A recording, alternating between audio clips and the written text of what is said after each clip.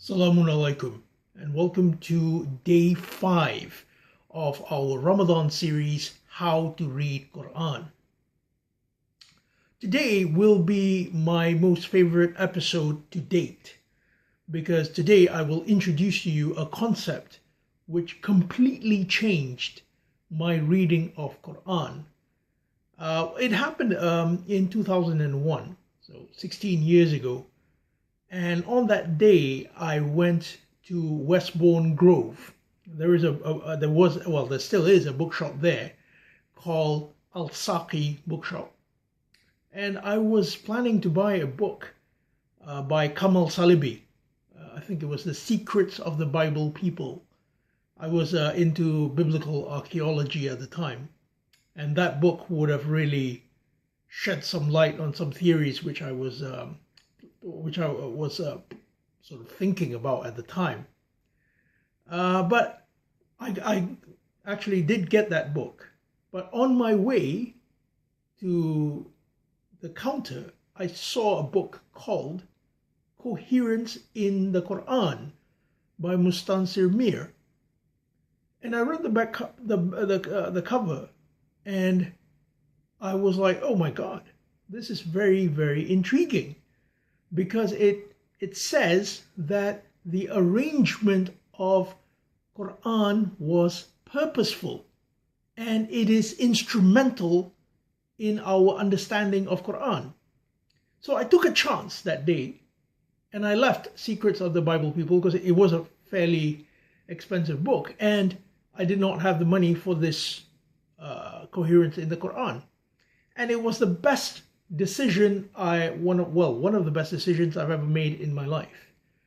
I was flying to Malaysia that evening, and I read Coherence on the flight, not once but I think twice, because it was just so interesting. Now, coherence in the Quran was basically telling us that however Quran is arranged, that is how it is meant to be arranged. Now, this is something I had never encountered before, not even among Quranists, much less among other traditionalists.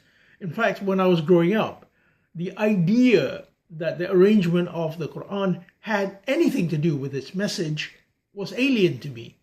And later when I became Quranist, Mr. Parvez, Mr. Sheikh, Dr. Shahrur, these guys never went into it either. So I never conceived of this idea. But by the time I landed, by the time my flight finished, I realized that, okay, well, this is the best theory I could get. And now, 15 years down the line, or 16 years down the line, I still rely on that theory in order to understand Quran.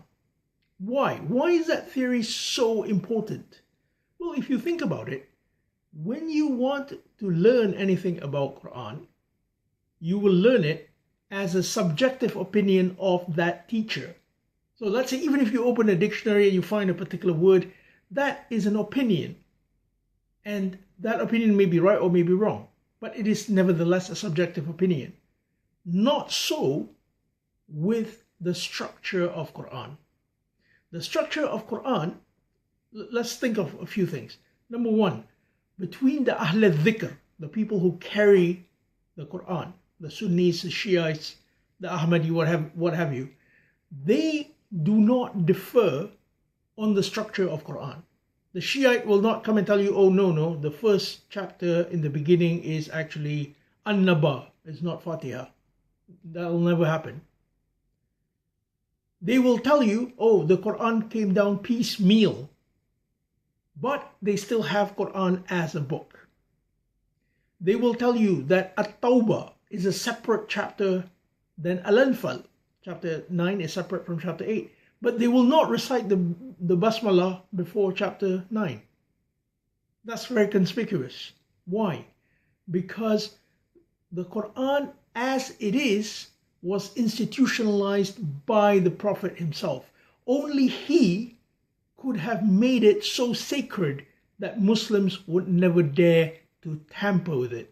That's why that the first description of Quran If you look at chapter 6, verse 19, that's the first time the phrase هذا القرآن is used. In that verse, in the next verse, Allah describes هذا القرآن, this Quran, as the book, Al-Kitab.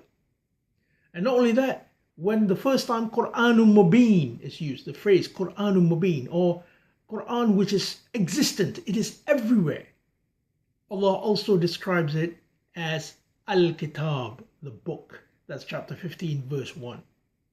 This shows us that Kitabiyah is an integral element of Quran's sifa or characteristics.